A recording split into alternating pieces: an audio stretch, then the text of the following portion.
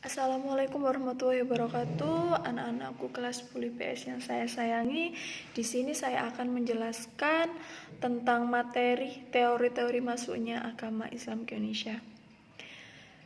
Untuk sejarah mata pelajaran sejarah Indonesia. Baik, sebelum saya menjelaskan lebih jauh tentang teori masuknya agama Islam ke Indonesia, saya akan menjelaskan sedikit tentang wilayah geografis Indonesia itu sendiri. Yang kita ketahui bahwa Indonesia ini memiliki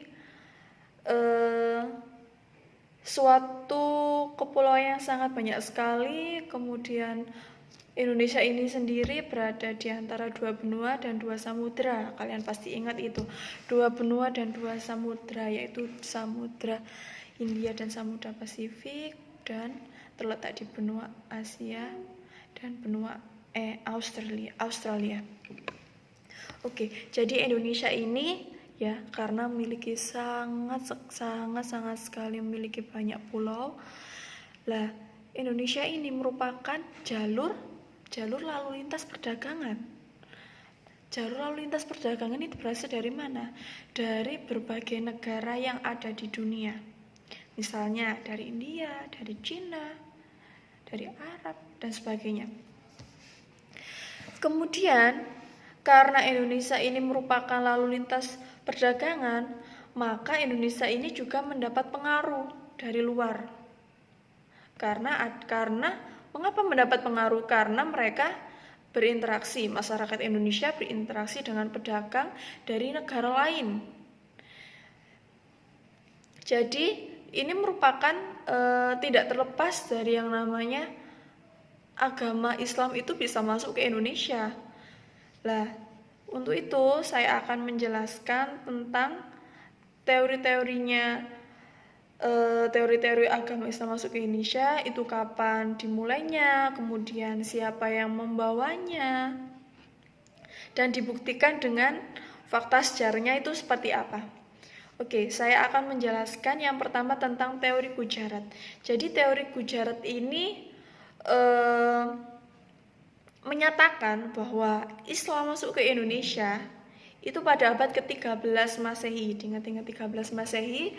Kemudian pembawanya itu dari Kumbai, yaitu dari daerah Kumbai, yaitu di daerah India.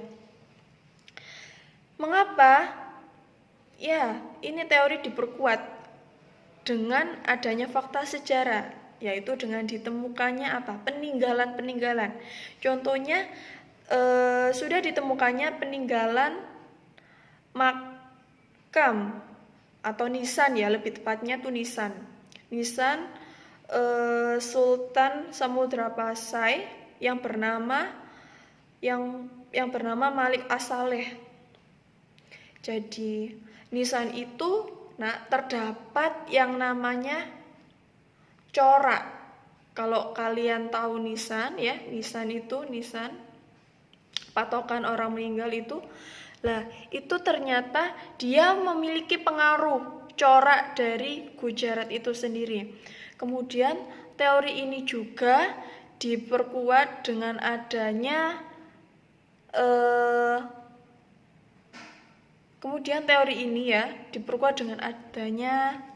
nisan tersebut, ditemukannya nisan tersebut.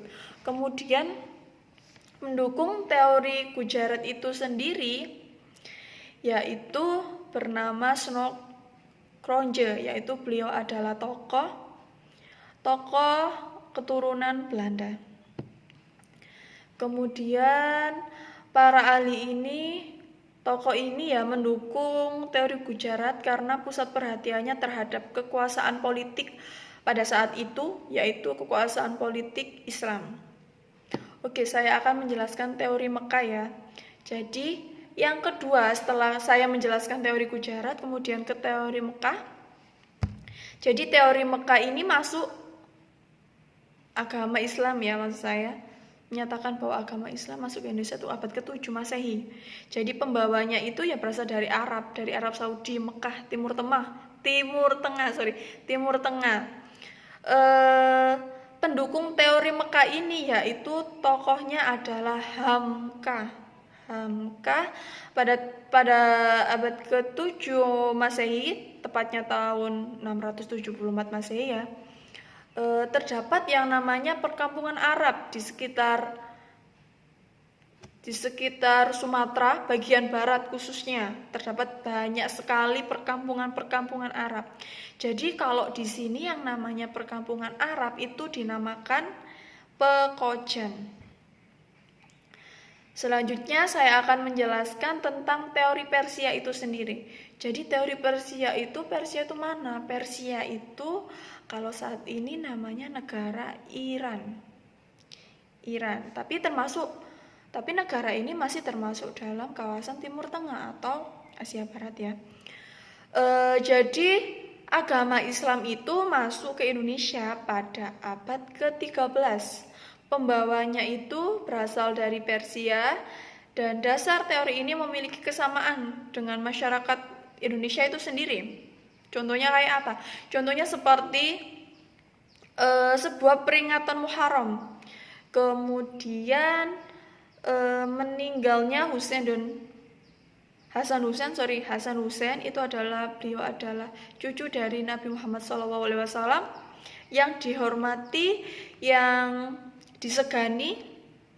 Kemudian contohnya yaitu ditemukannya bubur suro.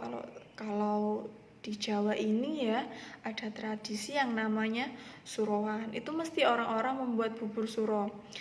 Kemudian selain itu pendukung teori Persia ini ditemukannya makam Maulana Malik Ibrahim atau Sunan Gresik lah istilahnya. Jadi ini letaknya di Gresik, ditemukannya di Gresik dekat pelabuhan. Kemudian dibuktikannya dengan perkampungan Islam juga di daerah Leran Gresik juga, tapi berbeda. Kalau Leran ini letaknya di Kecamatan Manyar. Selanjutnya proses dari ketiga teori tersebut, proses masuknya Islam ke Indonesia itu menyebar secara damai dengan melalui apa? Dengan melalui perdagangan, dengan melalui yang namanya mendirikan perkampungan. Orang-orang Arab itu mendirikan perkampungan di sekitar pelabuhan. Kalau kalian ke pelabuhan, dekat pelabuhan itu ada banyak sekali namanya perkampungan Arab Pekojan. Seperti di daerah Ampel, di daerah Gresik, yang dekat alun-alun itu. Kemudian